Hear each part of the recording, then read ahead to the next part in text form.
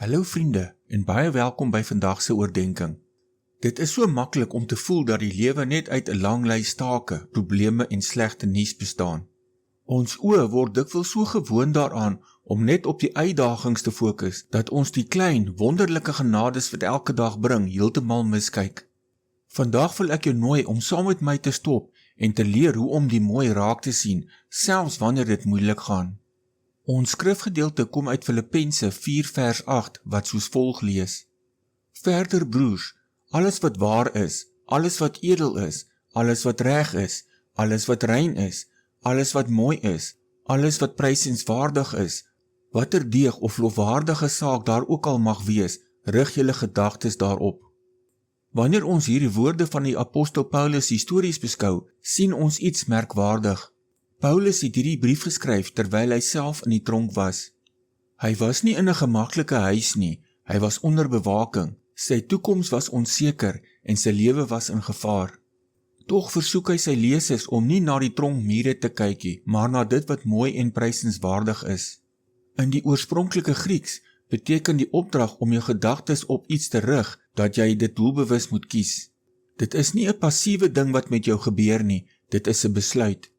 Paulus sê nie dat die probleme nie bestaan nie, maar hy kies om sy gedagtes te vul met die dinge van God. Hy het geleer dat as jy net na die donker kyk, jou hart vinnig sal verdonker.